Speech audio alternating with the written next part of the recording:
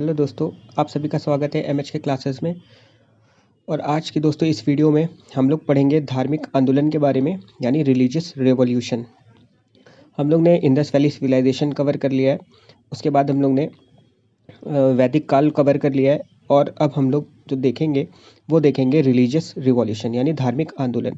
देखेंगे आखिर इसका कारण क्या था, कि ये धार्मिक जो आंदोलन हुए ये क्यों हुए, इसका कारण क्या था, और कौन से धर्म का ज़्यादा प्रचार व प्रसार हुआ जिससे उनका उत्कर्ष हुआ। तो ये इस वीडियो में दोस्तों आज हम लोग डिस्कस करने वाले हैं। तो दोस्तों, अगर आप मेरे चैनल पर नए हैं तो इस चैनल को सब्सक्राइब करना ना भूलिएगा, और बेल आइकन दबाना भी मत भूलिएगा। और दोस्तों जितना ज़्यादा इस वीडियो को हो सके उतना ज़्यादा लाइक करें, शेयर करें और कमेंट करना ना भूलें। तो दोस्तों चलिए हम लोग पढ़ते हैं धार्मिक आंदोलन के बारे में। तो दोस्तों, जैसा कि आप सभी जानते हैं कि जो वैदिक काल रहा है, ठीक है, उसमें जो ईश्वर थे काफ़ी जो है ईश्वरों को माना जाता था।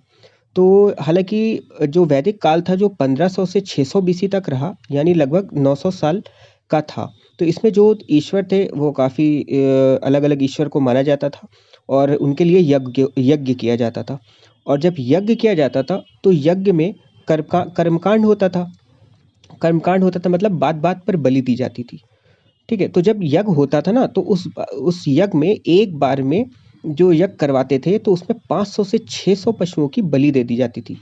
ठीक है, तो दोस्तों अब समाज में तो हर तरह के लोग रहते हैं, तो कुछ को जो बलि थी कुछ तो बलि दिलवा देते थे, और जो पर कुछ लोग थे इनको जो बलि का जो प्रोसीजर था उसको पसंद नहीं करते थे बिल्कुल, और इसका विरोध भी करते थे। तो इससे कहीं ना कहीं उनके अंदर हिंसा पैदा होने लगी, तो इससे हिंसा की भावना पैदा हो गई, और बहुत ज़्यादा हिंसा भी यानी वॉयलेंस क्रिएट होने लगा। ठीक, तो लोगों में जो पंडित लोग थे एक बार में यज्ञ करके लोगों की पूंजी ले जाते थे, तो इसमें लोगों में आक्रोश आने लगा। और वहीं जानते हो जो वर्ण व्यवस्था थी, यानी जो 4 वर्ण व्यवस्था थी हुई है, तो उससे भी लोग जो थे काफ़ी दुखी थे। यानी जो ब्राह्मण, क्षत्रिय, वैश्य और जो शूद्र जो ये वर्ण व्यवस्था थी, इससे लोग बहुत ज़्यादा खुश नहीं थे, तो इससे दुखी थे। क्यों दुखी थे? क्योंकि ब्राह्मण कहते थे कि हम सबसे ऊंचे वर्ण के हैं, और जो क्षत्रिय थे वो कहते थे कि भाई हम सबसे ऊंचे वर्ण के हैं। तो इसी बात को लेकर उनमें हिंसा चलती रहती थी, और वर्ण व्यवस्था से समाज में ऊंच नीच उत्पन्न हो गई। ठीक है, तो जो ब्राह्मण और जो ऊंचे कास्ट के जो वर्ण के लोग जो होते थे वो जो है वो जो जैसे क्षत्रिय है तो उनको नीचा दिखाते थे, तो उनको जो है उनसे ऊंच नीच जो है जो भेदभाव करने लगे, एक डिस्क्रिमिनेशन पैदा हो गया। ठीक है, तो ये कहीं ना कहीं ऊंच नीच उत्पन्न हो गई, और छुआछूत भी पैदा हो गई। तो कि तुम पास ना बैठो, तुम दूर रहो, ठीक है, और इनके घर का पानी मत पियो, उनके घर का खाना ना खाओ। तो ये कहीं भावना कहीं ना कहीं लोगों में क्या एक दुख की भावना उत्पन्न कर रही थी। तो इससे लोगों में काफ़ी दुख की भावना आ गई। और बहुत से धर्म भी थे। ठीक है, तो बहुत से धर्म भी थे, और इससे मतलब ठीक बौद्ध और जैन धर्म से पहले काफ़ी ज़्यादा धर्म थे। ठीक है, जैसे कि अजीवक धर्म हुआ, ठीक है, और घोर अक्रियवादी हुआ, संदेहवादी हुआ, नित्यवादी हुआ। तो जितने भी ये थे, तो इस जो अलग अलग धर्म के लोग अलग अलग जो अलग अलग था उनका अलग अलग विश्वास था। ठीक है, तो लोग बहुत परेशान थे। लोग एक ऐसा धर्म चाहते थे जिसमें सुकून हो और हर समस्या का निवारण हो जाए। बस इसी वक्त बौद्ध धर्म और जैन धर्म का उत्कर्ष हुआ। लोगों में ये जो धर्म था बहुत प्रिय हुआ, और सामाजिक स्थिति में काफ़ी सुधार भी देखने को मिला। ठीक है, वहीं कुछ लोग कहते हैं कि डिस्कवरी ऑफ आयरन भी इसका कहीं ना कहीं जिम्मेदार था रिलीजियस रिवॉल्यूशन का। ठीक है, तो दोस्तों जो सबसे पहले हम लोग पढ़ेंगे वो पढ़ेंगे जैन धर्म के बारे में। ठीक, अब जैनिज्म के बारे में हम लोग जानेंगे। ठीक है, और इस वीडियो में सिर्फ उतने ही पॉइंट डिस्कस करेंगे हम लोग जितने परीक्षा की स्थिति मतलब परीक्षा की दृष्टि से जो भी हम लोग की महत्वपूर्ण पॉइंट्स है, बस उन्हीं का करना है। ठीक है, तो दोस्तों चलिए देखते हैं कि जो जैन धर्म था, सबसे पहले हम देखेंगे कि इसका फाउंडर कौन था। ठीक है, तो सबसे पहले जब देखेंगे हम लोग कि इसका फाउंडर कौन था, तो इसका फाउंडर आप सभी लोग जानते हैं दोस्तों कि इसके फाउंडर ऋषभ देव थे। ठीक है, तो ऋषभ देव थे। अब ये ऋषभ देव कौन थे? तो ये पहले तीर्थंकर थे। ठीक है, जिन्होंने जैन धर्म की नींव रखी थी। ठीक, अच्छा, अब पूछा जाता है कि टोटल कितने तीर्थंकर हुए थे जैन धर्म में, कितने तीर्थंकर थे? तो कुल 24 तीर्थंकर हुए। ठीक, अब जो ठीक है, अब देखो इसमें जो एक पॉइंट ये है कि अरिष्ट नेमी ठीक है, और ऋषभदेव, ऐसे 2 तीर्थंकर हैं जिनका नाम ऋग्वेद के ऐत्रेय ब्राह्मण में आया है। ठीक है, तो दोस्तों ये पॉइंट इंपॉर्टेंट भी मार्क कर दिया है मैंने, ठीक, क्योंकि ये क्वेश्चन इंपॉर्टेंट है। ठीक है, कि अगर पूछा जाएगा कि बताओ कौन से तीर्थंकर है जिनका नाम ऋग्वेद के ऐत्रेय ब्राह्मण में आया, हो सकता है ऑप्शन में अरिष्टनेमि दे दे या हो सकता है ऑप्शन में ऋषभदेव दे दे। तो हमें याद रखना है कि अरिष्टनेमि और ऋषभदेव ऐसे 2 तीर्थंकर हैं जिनका नाम ऋग्वेद के ऐत्रेय ब्राह्मण में आया है। ठीक, अच्छा, ये ऋषभदेव जो हैं इनके बारे में एक पॉइंट और है। जो ऋषभदेव थे, ठीक है, इनको भगवत पुराण और विष्णु पुराण में इनको नारायण कहा गया है। ठीक है, तो दोस्तों ये जो यूपी ट्रिपल एससी की जो परीक्षाएं होती हैं उस परीक्षा की ये दृष्टिकोण से ये पॉइंट इंपॉर्टेंट है कि जो ऋषभदेव को भगवत पुराण और विष्णु पुराण में क्या कहा जाता था। तो ऑप्शन में होगा नारायण, तो नारायण ऑप्शन हमें टिक कर देना है कि ऋषभदेव को नारायण कहा जाता था। ठीक, और जो जैन धर्म था, ठीक है, जो जैन धर्म था वो किस पे विश्वास रखता था, तो पुनर्जन्म एवं कर्मवाद पर विश्वास रखता है जैन धर्म। ठीक, अच्छा, उससे पहले एक पॉइंट और यहाँ पे था कि महावीर की डेथ को क्या बोलते हैं। ठीक है, तो महावीर की जो डेथ को बोलते हैं वो बोलते हैं सल्लेखना। ठीक, तो महावीर की जो डेथ थी उसको क्या बोलेंगे, सल्लेखना। और इनकी डेथ हुई कहाँ थी, मल्ल जनपद में। ठीक है, मल्ल महाजनपद में इनकी डेथ हुई थी।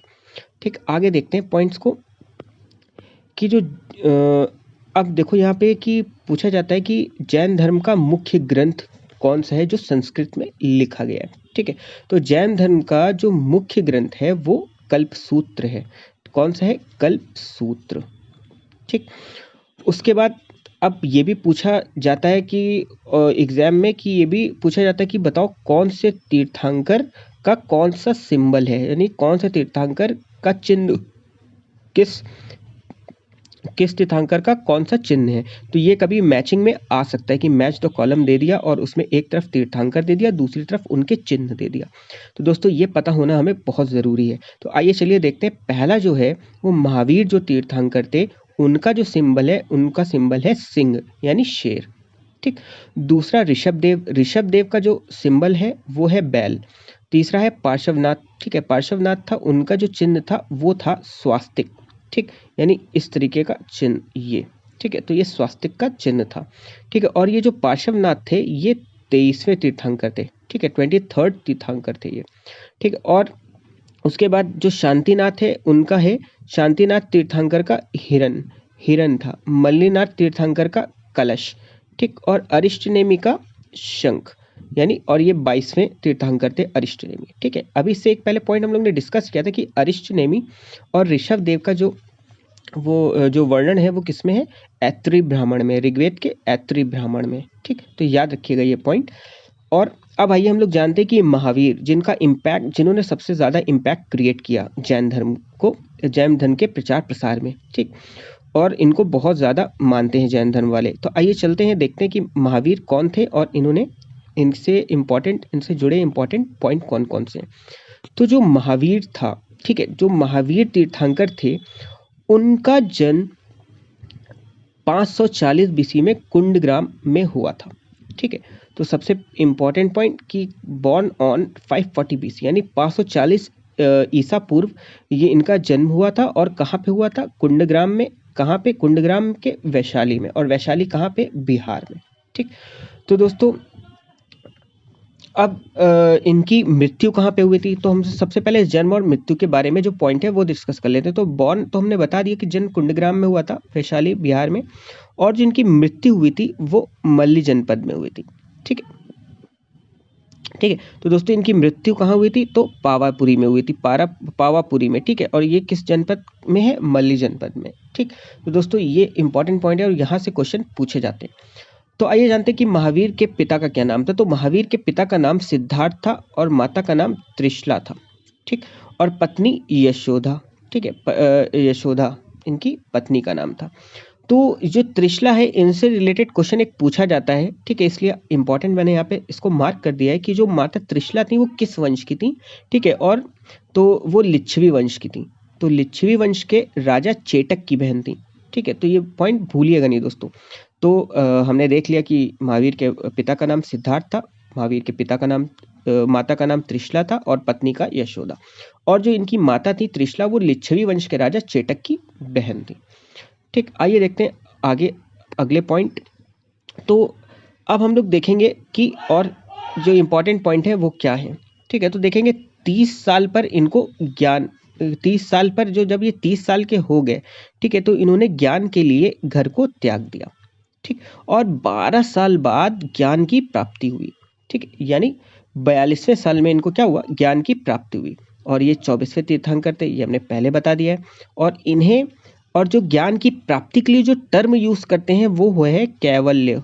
ठीक, वो कौन सा टर्म है, कैवल्य। तो इन्हें कैवल्य की प्राप्ति यानी ज्ञान की प्राप्ति जो हुई थी वो ऋजुपालिका, ठीक है, ऋजुपालिका नदी के तट पर हुई थी। ठीक, तो ये ऋजुपालिका नदी का नाम है। ठीक है, इसी के तट पर इनको ज्ञान की प्राप्ति हुई थी। और ये ऋजुपालिका है कहाँ पे, ये बिहार में। ठीक है, झिम्बिक ग्राम में, इन बिहार झिम्बिक ग्राम। ठीक, अब इनके जो पहले शिष्य थे, ठीक है, अब इनका जो पहले शिष्य थे उनका नाम पूछा जाता है कि क्या था। ठीक है, तो इनके जो पहले शिष्य थे वो थे जमाली।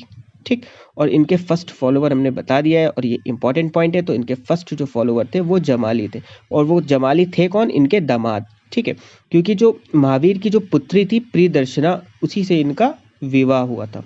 ठीक है, तो दोस्तों जो प्रियदर्शना किसकी पुत्री थी, महावीर की। और प्रियदर्शना से किसका विवाह था, जमाली का। तो यानी महावीर के दामाद कौन हुए, जमाली। और यही इनके फर्स्ट फॉलोवर थे, यानी पहले शिष्य थे इनके। ठीक है, अब इन्होंने 5 मेन टीचिंग्स दी, यानी 5 मेन उपदेश थे इनके। ठीक, और इसी को हम क्या बोलते हैं, पंच अणु व्रत। ठीक है, इन्हीं को हम क्या बोलते हैं, पंच अणु व्रत। अब वो 5 इनकी टीचिंग्स, 5 उपदेश क्या थे, वो था, एक तो था अहिंसा। ठीक है, पहला जिसे बोलते हैं नॉन इंजरी यानी नॉन वायलेंस, अहिंसा। और दूसरा था नॉन लाइंग, यानी कभी भी झूठ नहीं बोलना चाहिए, यानी सत्य बोलना चाहिए। नॉन स्टीलिंग यानी आस्तेय, कभी चोरी नहीं करनी चाहिए। और चौथा था इनका अपरिग्रह, यानी धन को इकट्ठा नहीं करना चाहिए। उसके बाद 5वां था, वो था ब्रह्मचार्य। ठीक, और ब्रह्मचार्य का पालन। ठीक है, यानी ये था इनका 5, तो इनकी मेन 5 टीचिंग्स हो गई हैं। और ये जो इनकी 5वीं थे ब्रह्मचार्य, ये इन्होंने खुद ही ऐड की थी, महावीर ने खुद से ही, यानी एडेड बाय महावीर हिमसेल्फ। ठीक, आगे बढ़ते हैं, आगे देखते हैं कि जैन लिटरेचर्स के बारे में क्या बात है, क्या इंपॉर्टेंट पॉइंट्स है। ठीक है, तो अब यहाँ पे अगर हम देखेंगे तो जो जैन के त्रिरत्न कौन कौन से हैं। ठीक है, तो सम्यक श्रद्धा, सम्यक ज्ञान और सम्यक आचरण। श्रद्धा ज्ञान और आचरण, तो ये जैन के त्रिरत्न हैं। ठीक है, अब बात करेंगे हम लोग लिटरेचर्स के बारे में। तो जैन जो लिटरेचर थे वो प्राकृत भाषा में लिखे हुए हैं। तो जो जैन लिटरेचर है वो किस भाषा में लिखे हुए हैं, प्राकृत भाषा में लिखे हुए हैं। अब यहाँ पे जो अंग है, उपांग है, छेद सूत्र है, मूल सूत्र है, ये सब क्या है, लिटरेचर से, बौद्ध ये जैन लिटरेचर से। ठीक है, और ये जैन जो लिटरेचर है वो किस भाषा में, तो याद रखिएगा प्राकृत भाषा में लिखे हुए। ठीक, अब बात करी जाएगी इनकी काउंसिल्स की, यानी जैन सम्मेलन जो होते हैं। ठीक है, जिसे बोलते हैं संगीति। ठीक है, जो तो याद रखना है कि हम लोग को जो इनके जो सम्मेलन हुए यानी, ठीक है, तो वो कहाँ कहाँ पे हुए। ठीक है, तो इनकी जो संगीतियाँ हुई वो कौन कौन सी थी। तो इनकी जो पहली संगीति थी वो देखेंगे हम। तो हम लोग सबसे पहले जो देखेंगे इनकी जो पहली जो काउंसिल थी, ठीक है, वो 300 BC यानी 300 ईसा पूर्व हुई। और कहाँ पे हुई, पाटलिपुत्र में। ठीक, और पाटलिपुत्र कहाँ है, बिहार में है। ठीक, और चंद्रगुप्त मौर्य के शासन काल में हुई।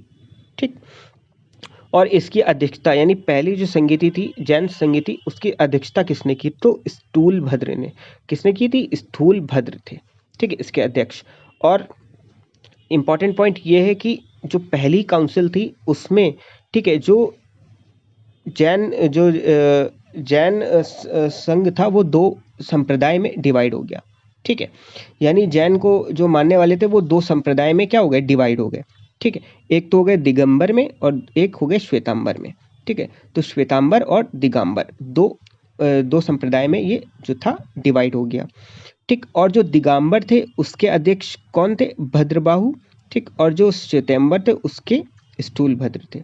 ठीक है, श्वेतांबर मतलब श्वेत अंबर मतलब सफेद कपड़ा, यानी सफेद कपड़ा ये लोग धारण कर लेते थे।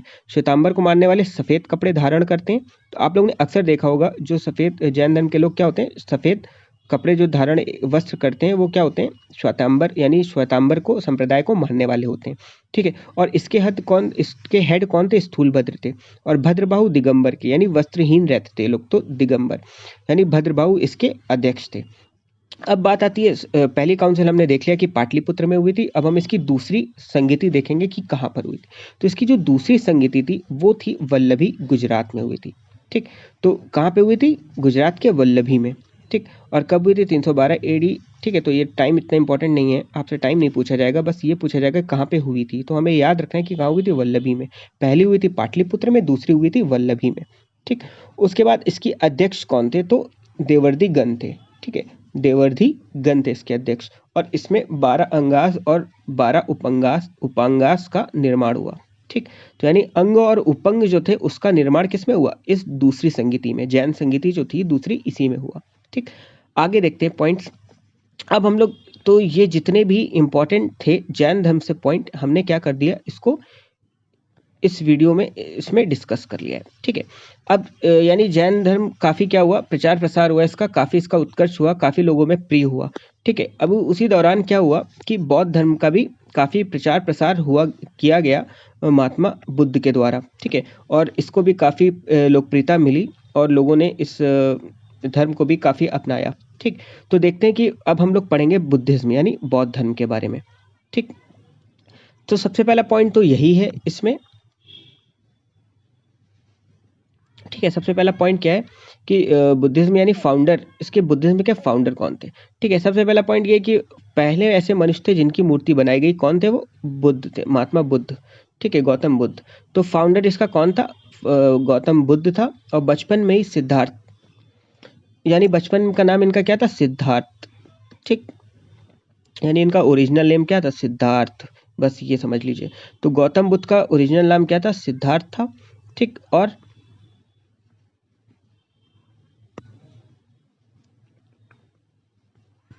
ठीक, उसके बाद ये पैदा कहाँ हुए, यानी इनका जन्म कहाँ हुआ। इनका जन्म 563 BC में, यानी 563 ईसा पूर्व इनका कपिलवस्तु लुम्बिनी में हुआ। ठीक है, और ये है कहाँ पे, लुम्बिनी नेपाल में।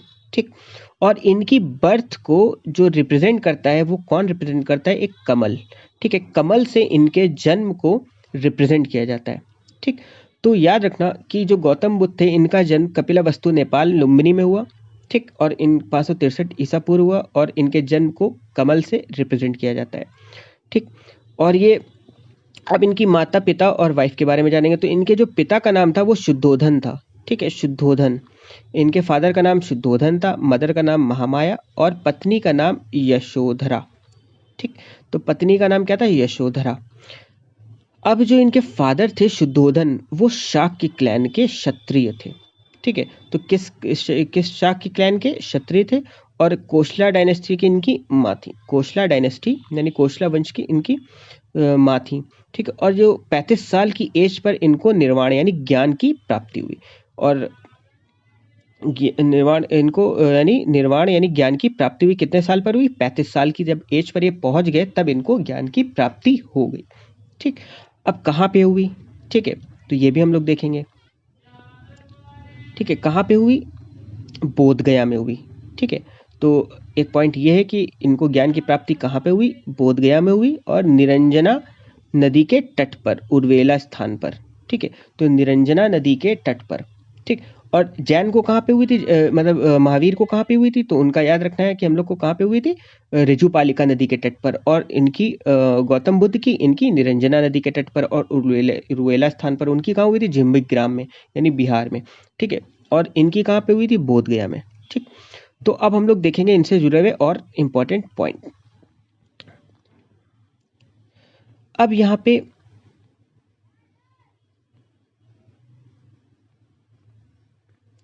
ठीक है, तो जो गौतम बुद्ध के गुरु, अगर पूछा जाए कि गौतम बुद्ध के गुरु का क्या नाम था, तो गौतम बुद्ध के गुरु का नाम अलार कलाम था। ठीक है, क्या था, अलार कलाम। ठीक, और सांख्य फिलॉसफी को मानते थे, यानी सांख्य फिलॉसफी को मानने वाले थे ये अलार कलाम। ठीक है, इनके घर से निकलने को, यानी गौतम बुद्ध के घर से निकलने को क्या कहा जाता है, यानी जब गृह त्यागा इन्होंने तो उसके लिए एक टर्म दिया गया और वो टर्म था महाभिष्कर्म।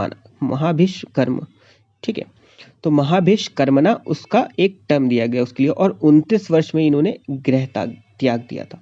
यानी जब 29 साल के हुए थे तो ज्ञान की प्राप्ति के लिए इन्होंने घर त्याग दिया था, और उस घर के त्यागने को एक टर्म दिया गया और उसको कहा गया महाभिष्कर्मना। ठीक, उसके बाद अब इनका जो पहला उपदेश था इन्होंने कहाँ पे दिया, तो इन्होंने जो पहला उपदेश दिया वो सारनाथ में दिया। ठीक है, ये बहुत ही इंपॉर्टेंट पॉइंट है और बहुत बार पूछा भी जा चुका है। ठीक है, तो मैंने यहाँ पे हाईलाइट कर दिया है IMP लिखकर। तो इनका जो पहला उपदेश था इन्होंने सारनाथ में दिया, और इनके उस उपदेश को जो टर्म दिया गया वो, यानी जो कहा गया उसको क्या कहा गया, धर्म चक्र परिवर्तन। ठीक है, यानी धर्म चक्र प्रवर्तन बोला गया। तो जो पहला उपदेश था उसको धर्म चक्र प्रवर्तन बोला गया, और जो इनके घर से निकलने को टर्म दिया गया वो महाभिष्कर्मना दिया गया। ठीक है, अब आती है बात अगर कि बौद्ध जो साहित्य था वो किस भाषा में लिखे गए, तो जो बौद्ध साहित्य हैं, लिटरेचर्स हैं, वो पाली भाषा में लिखे गए। ठीक है दोस्तों, तो ये भी क्वेश्चन बहुत ही महत्वपूर्ण है कि जो बौद्ध लिटरेचर यानी बौद्ध जो ग्रंथ थे, जो बौद्ध साहित्य थे, वो किस में लिखे गए थे, वो पाली भाषा में लिखे गए थे। ठीक, और एक क्वेश्चन ये भी पूछा था कि सबसे ज़्यादा उपदेश इन्होंने कहाँ पे दिए, तो सबसे ज़्यादा जो उपदेश दिए उन्होंने श्रावस्ती में दिए। ठीक है दोस्तों, तो याद रखिएगा कोशला की राजधानी श्रावस्ती थी, तो श्रावस्ती में ही इन्होंने सबसे ज़्यादा अपने उपदेश दिए थे। ठीक, अब बात आती है इनकी मृत्यु की, तो इनकी जो मृत्यु हुई वो हुई कुशीनगर में। ठीक है, 486 कहीं कहीं पे लिखा आता है, या कभी कभी 483 ईसा पूर्व। ठीक है दोस्तों, तो याद रखिएगा इनकी कुशीनगर में मृत्यु हुई, और इस मृत्यु को एक टर्म दिया गया, उसको क्या कहा गया, इनकी मृत्यु को महापरिनिर्वाण बोला गया। ठीक, और कहाँ पे हुई, मल्ली जनपद, यानी मल्ली महाजनपद था कुशीनगर, कहाँ पे, मल्ली महाजनपद में। ठीक है, तो मल्ली की जो राजधानी है, मल्ली महाजनपद की जो राजधानी है वो क्या है, कुशीनगर, और इसी में इनका क्या हुआ था, देहांत हुआ था, यानी इसी में इनकी मृत्यु हुई थी। ठीक, अभी देखते हैं आगे और पॉइंट। बौद्ध धर्म में जो बौद्ध जो धर्म था, संघ, जो बौद्ध धर्म का यूनियन था, उसमें क्या था, वुमेन की एंट्री कराने वाला था वो कौन था। ठीक है, तो याद रखिए ये भी क्वेश्चन इंपॉर्टेंट है, पूछा जा सकता है। तो आनंद, यानी बुद्ध के जो बहुत ही खास जो शिष्य थे आनंद। ठीक है, आनंद और उपाल। ठीक है, तो बौद्ध धर्म में जो थी, जो औरतों की यानी जो थी महिलाओं की जो प्रवेश कराने वाले जो व्यक्ति थे वो आनंद थे। ठीक है, बुद्ध के प्रधान शिष्य थे। ठीक है, बुद्ध ने अंतिम उपदेश अपना किसको दिया, तो सुबद्ध या सुबच्छ को दिया। ठीक, ये भी क्वेश्चन पूछा जाता है। और बुद्ध के त्रिरत्न क्या है, तो जो बुद्ध के त्रिरत्न थे वो बुद्ध, धम्म और संघ थे। ठीक है, यानी बुद्ध, धम्म और संघ, ये तीन इनके त्रिरत्न कहलाते हैं। ठीक, उसके बाद इनकी मृत्यु को क्या चीज रिप्रेजेंट करता है, तो इनकी मृत्यु को स्तूप रिप्रेजेंट करता है। ठीक है, स्तूप यानी जो अवशेष होते हैं, ठीक है, वो स्तूप में ही रखे जाते हैं। ठीक है, वहीं पे क्या कर दिए जाते हैं, वहीं पे स्टोर कर दिए जाते हैं, तो उससे क्या बोलते हैं, स्तूप बोलते हैं। ठीक, उसके बाद अब दो संप्रदाय इसके भी थे। ठीक है, बौद्ध धर्म के भी दो संप्रदाय थे, वैसे तीन थे लेकिन जो इंपॉर्टेंट थे वो हीनयान और महायान थे। ठीक है, तो तीन संप्रदाय थे, इसके मेन थे दो, हीनयान और महायान। ठीक, आगे बढ़ते हैं। अब बौद्ध संगीतियों के बारे में दोस्तों देख लेते हैं। इसकी कुल 4 संगीतियां हुई। ठीक है, कहाँ कहाँ पे हुई, किसने अध्यक्षता की, इससे क्वेश्चन जरूर आता है। तो पहले हम लोग देख लेंगे कि बौद्ध संगीति कौन कौन सी कहाँ पर हुई, किसने अध्यक्षता की, और किसके शासनकाल में वो बौद्ध संगीतियां हुई। ठीक है, तो पहली काउंसिल के बारे में अगर हम बात करें तो पहली जो इसकी बौद्ध संगीति थी वो कहाँ पे हुई, राजगृह में। ठीक है, राजगृह में हुई, और राजगृह कहाँ पे, बिहार में। ठीक, और इसमें धम्म पिटाक और सूत्र पिटाक की बात हुई, यानी इसमें दो पिटकों का संकलन हुआ, यानी लिटरेचर है ये धम्म पिटाक और सूत्र पिटाक है। ये क्या है, पिटक इसके लिटरेचर है। तो लिटरेचर जो थे धम्म पिटक और सूत्र पिटक, इसी के संकलन इस काउंसिल में यानी बौद्ध संगीति में इन्हीं का संकलन हुआ। ठीक, और पहली काउंसिल की जो अध्यक्षता यानी पहली बौद्ध संगीति थी उसमें अध्यक्षता किसने की थी, तो इसके अध्यक्ष महाकश्यप थे। ठीक, इसके अध्यक्षता किसने की थी, महाकश्यप ने। और किसके शासनकाल में हुई थी, तो शत्रु के, यानी पैतृक संरक्षक कौन थे? ठीक है, तो अजात शत्रु था इसका संरक्षक, और उसी के शासनकाल में ये पहली बौद्ध संगीति हुई थी। ठीक, अब देखते हैं दूसरी बौद्ध संगीति। तो दूसरी बौद्ध संगीति कहाँ पे हुई थी? वैशाली में। ठीक, वैशाली ये भी बिहार में ही है। ठीक है, तो वैशाली में हुई, और इसकी अध्यक्षता किसने की? सबक मीर ने की, और इसकी किसके शासनकाल में हुई थी? तो कालाशोक के संरक्षण में हुई थी। ठीक, पहली काउंसिल हमने क्या पढ़ा कि पहली काउंसिल जो हुई थी वो राजगृह में हुई थी। ठीक, और किसकी अध्यक्षता में हुई थी? तो महाकश्यप की हुई थी। और किसने संरक्षा दी थी, यानी किसके शासनकाल में हुई थी? तो हमने पढ़ा था अजातशत्रु के। ठीक, अभी हम लोग सेकंड काउंसिल के बारे में, यानी सेकंड जो उसकी बौद्धति थी, द्वितीय बौद्ध संगीति थी, वो कहाँ पे हुई थी? वैशाली में हुई थी। और वैशाली में इसकी अध्यक्षता किसने की थी? सबक मीर ने की थी। और किसके शासनकाल में हुई थी? तो कालाशोक के संरक्षण में हुई थी, यानी उसी के शासनकाल में हुई थी। तीसरी संगीति के बारे में अगर बात करें तो पाटलिपुत्र में हुई। ठीक है, अगर हम थर्ड काउंसिल के बारे में बात करें, यानी तृतीय जो बौद्ध संगीति थी वो पाटलिपुत्र में हुई। पाटलिपुत्र है कहाँ पे? आज का पटना है जो। ठीक है, तो पाटलिपुत्र में हुई थी। ठीक, और इसकी अध्यक्षता किसने की थी? मोगलीपुत्र तिस्सा ने की थी, यानी मोगलीपुत्र तिस्सा। ठीक, और इस किसके शासनकाल में हुई? तो अशोक के शासनकाल में तृतीय बौद्ध संगीति आयोजित हुई थी। ठीक, चौथी देखते हैं। चौथी जो हुई थी वो कश्मीर में हुई थी। ठीक है, और कश्मीर के कहाँ पे? कुंडलवन में हुई थी। तो जो है चतुर्थ बौद्ध संगीति थी वो कुंडलवन में हुई थी। कुंडलवन कहाँ है? कश्मीर में। ठीक है, कुंडलवन कहाँ है? कश्मीर में। ठीक, और किसके शासनकाल में हुई थी? तो कनिष्क के शासनकाल में हुई थी, और इसकी अध्यक्षता किसने की थी? तो वासुमित्र ने। ठीक, तो दोस्तों ये मत भूलिएगा, इसके अध्यक्ष मत भूलिएगा, इसकी किसकी शासनकाल में हुई ये मत क्वेश्चन भूलिएगा, क्योंकि इससे क्वेश्चन जरूर आएगा। तो आप ये अगर आप याद रखेंगे तो आसानी से एग्जाम में टिक कर पाएंगे। ठीक है, तो दोस्तों, और जो चौथी यानी जो फोर्थ जो काउंसिल थी, बौद्ध संगीति थी, उसमें क्या हुआ था? बौद्ध धर्म को दो संप्रदायों में बांट दिया गया था। पहला हीनयान और दूसरा महायान। ठीक है, उसके बाद अब हम अगर बौद्ध लिटरेचर की बात करें, ठीक है, तो इसके जो बौद्ध लिटरेचर थे वो 3 इंपॉर्टेंट बौद्ध लिटरेचर थे। ठीक है, कौन कौन सा? एक तो था जिसे हम त्रिपिटक के नाम से जानते हैं, यानी 3 पिटक थे। ठीक है, 3 पिटक। ठीक है, ये 1 नहीं होगा यहाँ पे। ठीक है, ये त्रिपिटकास थे। कौन से? विनय पिटका, सुत्त पिटका और अभिधम्म पिटक। ठीक, जिसमें बात की गई थी बिहेवियर यानी मोरल कंडक्ट के बारे में बात की गई थी विनय पिटका में, और बुद्ध के उपदेश कहाँ पे थे? तो सुत्त पिटक में थे। ठीक है, तो ये सब 3 पिटक है, बस ये याद रखिए, विनय पिटक, सुत्त पिटक और अभिधम्म पिटक। ठीक, आगे बढ़ते हैं, देखते हैं आर्किटेक्चर। ठीक है, तो बौद्ध धर्म के टाइम पे जो आर्किटेक्चर होते थे वो मतलब जो होते थे तो स्तूप होते थे, विहार और चैत्य। तो ये पूछा जाता है कि बताओ चैत्य जो था बौद्ध धर्म में वो क्या था? ठीक है, तो चैत्य था वो क्या था? तो जो चैत्य होता था वो पूजा स्थल होता था। क्या होता था? पूजा स्थल। ठीक है, ये दोस्तों ये इंपॉर्टेंट है, ये क्वेश्चन पूछा भी गया है कि जो चैत्य पूजा स्थल होता था उसे चैत्य बोलते थे। ठीक है, और जो रहने की जगह थी, जो ज्ञान बांटने आता था, यानी जो ज्ञान बांटने आता था, ठीक है, यानी फॉलोवर जितने भी हुए बुद्धिज्म के, ठीक है, तो वो कहाँ पे आके रहने की जो बीच बीच में ठहरने की जगह होती थी उसे क्या बोलते थे? विहार।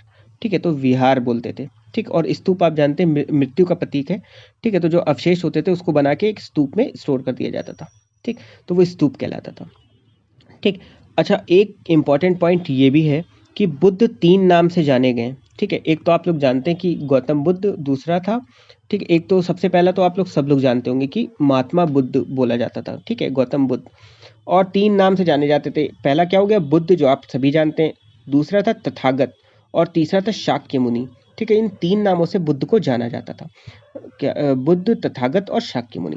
और विश्व का सबसे विशाल बौद्ध स्तूप कहाँ पाया जाता है? ये क्वेश्चन भी बहुत ही इंपॉर्टेंट है। तो विश्व का जो सबसे विशाल बौद्ध स्तूप है वो इंडोनेशिया में पाया जाता है, और बोरोबुदुर नाम है इसका। ठीक है, तो बोरोबुदुर नाम है, और किसने बनाया था इसे? शैलेंद्र राजाओं ने बनवाया था। ठीक है, शैलेंद्र राजाओं ने इसे बनवाया था, और विश्व का सबसे विशाल बौद्ध स्तूप है। तो नाम याद रखिएगा, बोरोबुदुर, कहाँ पे? इंडोनेशिया में। ठीक, अब बात करेंगे श्रेणी किसे क्या बोलते थे। तो जो बौद्ध धर्म के टाइम पे जो श्रेणी था वो अलग अलग व्यवसाय द्वारा बनाया गया संगठन था। ठीक है। तो अलग अलग व्यवसायियों द्वारा जो बनाया गया संगठन था उसे क्या बोलते थे? श्रेणी बोलते थे। ठीक है। और सातवाहा किसे बोलते थे? तो जो सातवाहा जो होता था, सातवाहा यानी चेयरमैन ऑफ द श्रेणी, यानी अब हमने क्या बताया, जो श्रेणी क्या है? ग्रुप ऑफ पीपल है, यानी संगठन जिसमें लोग मिलकर क्या बनाते थे? एक संगठन। और इस उस संगठन का एक जो चेयरमैन होता था, यानी जो अध्यक्ष होता था, उसे हम क्या बोलते थे? सातवाहा बोलते थे। ठीक है। आगे देखते हैं दोस्तों, टोटल नंबर ऑफ श्रेणी इस समय बौद्ध काल में 18 थी। यानी टोटल नंबर ऑफ श्रेणी कितनी थी? 18। यानी 18 संगठन थे बौद्ध धर्म के समय। ठीक है, बौद्ध काल में। ठीक। और स्टडी ऑफ जो कॉइन्स होती है वो जानते हैं दोस्तों आप लोग, न्यूमिस्मेटिक्स बोलते हैं। ठीक। और 500 जो ईसा पूर्व था उस समय पे क्या था? जो कॉइन्स चले, यानी सिक्के जो उस वक्त पे चले, वो उसको क्या नाम दिया गया था? आहत कॉइन्स। ठीक है, आहत कॉइन्स बोला गया था। ठीक। और ये किसके बने होते थे? सिल्वर के बने होते थे।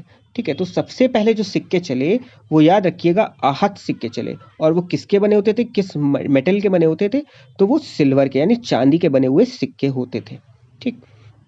आगे बात करेंगे, गोल्ड कॉइन्स बुद्धिज्म पीरियड में गोल्ड कॉइन्स नहीं हुआ करते थे, तो याद रखिएगा गोल्ड कॉइन्स थे ही नहीं। ठीक है। और बुद्धिज्म में जो कॉइन्स के लिए एक टर्म था, ठीक है, तो करशापड़ बोलते थे। ठीक है। तो बुद्धिज्म के ग्रंथों में जो सिक्कों को एक टर्म दिया गया था वो क्या दिया गया था? करशापड़। ठीक, करशापड़ सिक्कों को बोला जाता था। ठीक है। तो बुद्ध ग्रंथ थे जो उसमें। ठीक। और जो मेजरमेंट यूनिट होती थी, यानी माप का जो मापने की जो एक वो थी, एक यूनिट, वो क्या हुआ करती थी? ग्रेन हुआ करती थी।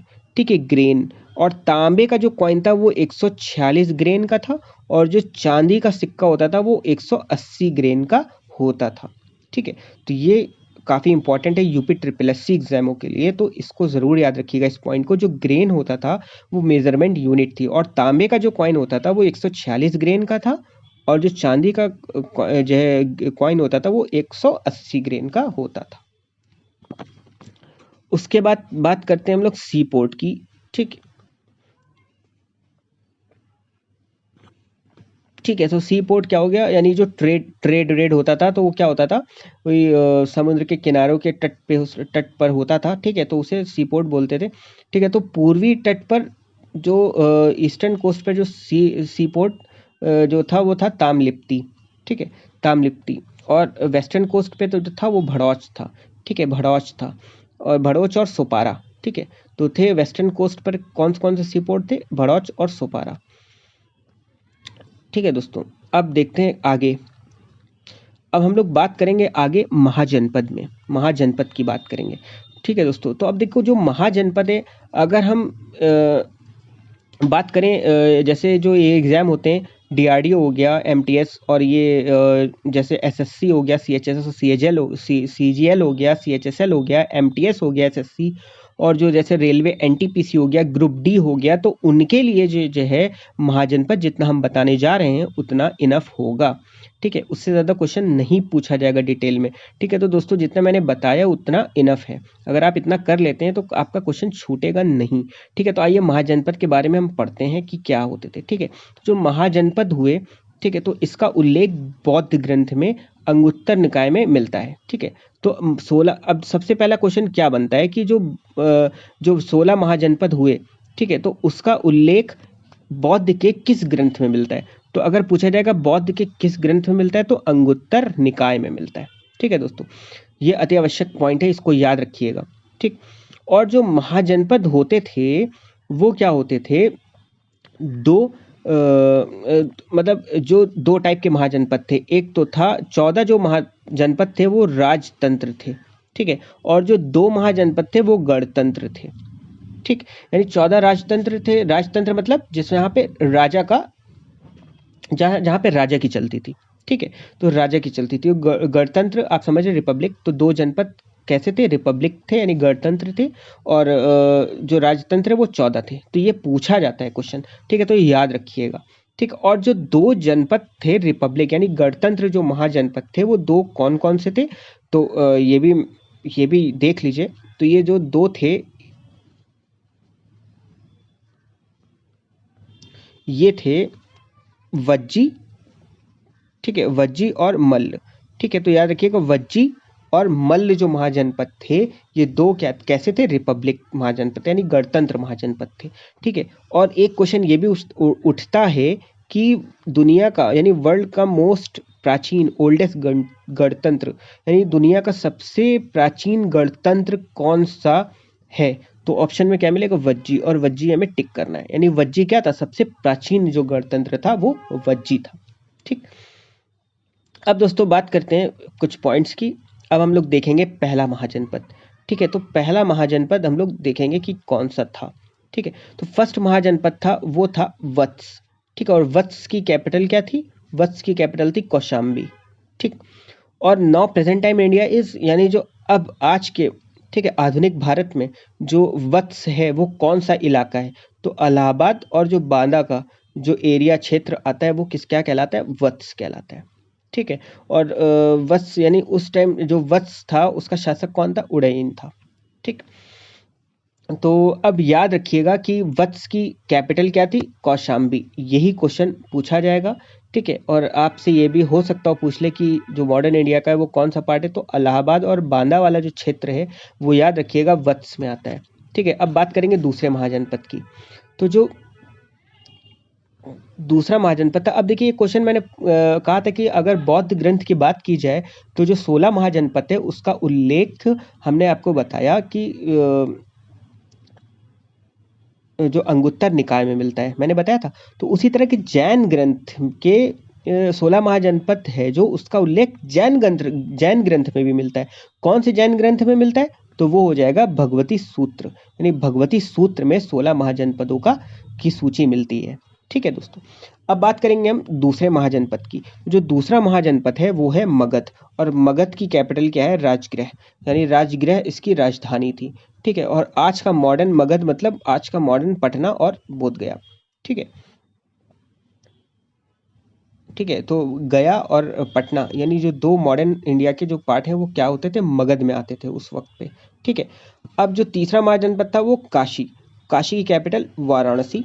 ठीक है, ये याद रखिएगा, काशी की कैपिटल कौन सी थी, वाराणसी। ठीक, बात करेंगे फोर्थ महाजनपद की। तो जो फोर्थ महाजनपद है कौशल, और कौशल की राजधानी क्या थी, श्रावस्ती। ठीक है, तो कौशल की राजधानी क्या थी, श्रावस्ती, और श्रावस्ती यानी आज का अयोध्या। ठीक है, तो जो अयोध्या वाला क्षेत्र है वो क्या कहलाता था, श्रावस्ती कहलाता था। और वज्जी की जो थी, ठीक है, कैपिटल वो क्या थी, वैशाली थी। ठीक है, वज्जी की क्या थी, वैशाली थी कैपिटल। और जो वज्जी मतलब बिहार का कौन सा, मुजफ्फरपुर डिस्ट्रिक्ट जो बिहार की आती है वो क्या थी, वज्जी जो है महाजनपद में के अंडर में आती थी। ठीक है, बढ़ते हैं सिक्स महाजनपद मल्ल। जो मल्ल था, ठीक है, महाजनपद, उसकी राजधानी कौन सी थी, कुशीनारा। ठीक है, कुशीनारा या पावा। ठीक है, जो मल्ल मतलब आज का गोरखपुर और कुशीनगर। ठीक है, आज का गोरखपुर और कुशीनगर। ठीक है, तो मल्ल से याद रखिए कुशीनारा मतलब कुशीनगर और गोरखपुर आज का प्रेजेंट इंडिया का। ठीक है, और सेवेंथ जो था महाजनपद वो चेदी था। ठीक है, चेदी की जो राजधानी थी वो थी सूक्तिमती। ठीक है, तो चेदी की जो राजधानी थी वो थी सूक्तिमती, और चेदी आज का बुंदेलखंड, यूपी और मध्य प्रदेश का जो क्षेत्र है वो किस में आता है, चेदी में। ठीक है, तो चेदी में किस में आता है, बुंदेलखंड और यूपी प्लस मध्य प्रदेश। ठीक, नेक्स्ट है अंग। अंग की राजधानी थी चंपा। ठीक है, तो अंग की राजधानी क्या थी, चंपा। ठीक, और अंग आज का भागलपुर और मुंगेर, जो बिहार का मुंगेर है, भागलपुर डिस्ट्रिक्ट और मुंगेर जो है डिस्ट्रिक्ट बिहार की, वो किस में आती है, अंग महाजनपद में। ठीक, उसके बाद जो नवी थी वो थी कुरु, और कुरु की राजधानी क्या थी, इंद्रप्रस्थ। इंद्रप्रस्थ आज का दिल्ली और मेरठ वाला इलाका। तो कुरु की राजधानी याद रखिएगा इंद्रप्रस्थ, और दिल्ली और मेरठ का आज का इलाका। उसके बाद है 10th राजधानी जो है वो है पांचाल। ठीक है, तो पांचाल 10वीं महाजनपद, और इसकी राजधानी क्या थी, ठीक है, तो इसकी थी अहिच्छत्र। अहिच्छत्र या काम्पिल्य, दो में से एक ऑप्शन में जो भी मिलेगा वो हम टिक कर देंगे। तो पांचाल की राजधानी क्या थी, अहिच्छत्र। अहिच्छत्र आज का बरेली, और काम्पिल्य यानी फर्रुखाबाद, वेस्टर्न यूपी जिसे बोलते हैं। ठीक है, तो दो थी इसकी, एक अहिच्छत्र थी और दूसरी काम्पिल्य पांचाल की। ठीक, उसके बाद 11वीं जो महाजनपद है सूरसेन। ठीक है, सूरसेन की जो राजधानी थी वो थी मथुरा। ठीक है, सूरसेन की राजधानी क्या थी, मथुरा। और गांधार की क्या थी? तो अब देखो दो क्वेश्चन आते हैं कि कौन से दो महाजनपद थे जो आउटसाइड इंडिया थे, यानी भारत के बाहर ऐसे दो महाजनपद का नाम बताइए। ठीक है, तो ऐसे दो महाजनपद हम बता देंगे कौन कौन से थे, एक गांधार और एक कंबोज। ठीक है, गांधार यानी पेशावर पाकिस्तान वाला क्षेत्र है जो वो गांधार में आता था। ठीक है, और गांधार मतलब पेशावर, गांधार की राजधानी क्या थी? पेशावर। ठीक है, तो कंबोज की कैपिटल क्या थी? राजपुरा। ठीक है, राजपुरा या हटक जिसे बोलते थे। तो राजपुरा, आज ये भी राजपुरा भी कहाँ है? पाकिस्तान में। ठीक है, तो ये जो दो आपके वो होते थे, क्या बोलते हैं, महाजनपद। ठीक है, तो ये कहाँ थे? Outside India. ठीक है, तो इसको याद रखिएगा, ये पॉइंट मैंने हाईलाइट कर दिया इंपॉर्टेंट लिखकर। ठीक है, तो ये क्वेश्चन आ सकता है कि बताओ दो ऐसे कौन से महाजनपद हैं जो भारत क्षेत्र के बाहर थे। तो भारतीय क्षेत्र के जो बाहर थे वो कौन से थे? गांधार और कंबोज। ठीक है, गांधार की राजधानी पेशावर और कंबोज की राजपुरा या हटक। ठीक है, जो लास्ट कह रहे हैं 14 महाजनपद जो था वो था अस्मक। और अस्मक की राजधानी क्या थी? पैठन या पोटली। ठीक है, पैठन या पोटली। और ये जो अस्मक था ये गोदावरी नदी के तट पर था अस्मक। ठीक है, और कहाँ पे? ये जो दक्षिणी भारत है वहाँ पे उसका इलाका है ये। ठीक है, तो अस्मक की कैपिटल क्या थी? पैठन या पोटली, और at the coast of Godavari नदी। जो अस्मक था वो गोदावरी नदी के तट पर था। तो ये क्वेश्चन पूछा जा सकता है कि बताओ कौन सा महाजनपद था जो गोदावरी नदी के तट पर था। तो हमें याद रखना है वो कौन सा था गोदावरी नदी के तट पर, तो अस्मक था। ठीक, उसके बाद 15वां जो महाजनपद था वो अवंती था, और अवंती की राजधानी उज्जैन थी। ठीक है, उज्जैन आज का मध्य प्रदेश, और at the coast of Shipra नदी। ठीक है, तो शिप्रा नदी के तट पर कौन सा महाजनपद था? तो हमें याद रखना है अवंती, उज्जैन, और अवंती की राजधानी कौन सी थी? उज्जैन। 16वां जो महाजनपद है वो मत्स्य है। ठीक है, मत्स्य की राजधानी क्या थी? विराटनगर। ठीक है, विराटनगर। और मत्स्य आज का जयपुर, जो राजस्थान, जो जयपुर वाला क्षेत्र है राजस्थान में। ठीक है, वो क्या कहलाता था? मत्स्य महाजनपद, और उसकी राजधानी क्या थी? विराटनगर। तो दोस्तों ये थी 16 महाजनपद जो हमने आपके साथ डिस्कस कर लिया है। तो जो रिलीजियस रिवॉल्यूशन था मैंने वो भी खत्म कर दिया, और उसके साथ साथ ही मैंने आप लोग को महाजनपद भी सारे कवर करा दिए हैं। तो दोस्तों अगर आप लोग को मेरी वीडियो पसंद आई है तो लाइक करना बिल्कुल ना भूलें, और उसको ज़्यादा से ज़्यादा शेयर करें, और ज़्यादा से ज़्यादा इस वीडियो को अपने दोस्तों तक फैलाएं, ताकि और भी लोग जिन्होंने सब्सक्राइब नहीं किया है उस चैनल को सब्सक्राइब कर लें और वो भी इस वीडियो का लाभ उठा सकें। तो दोस्तों अगली वीडियो में मैं फिर हाजिर होऊंगा आप लोग को जो है नई इन्फॉर्मेटिव वीडियो लेके आप लोगों के लिए, और जिसमें हम लोग मगध के उत्कर्ष के बारे में बात करेंगे, यानी राइज ऑफ मगध के बारे में। तो अगली वीडियो मैं फिर लेकर हाजिर होऊंगा, तब तक के मेरे साथ जुड़े रहिए। धन्यवाद।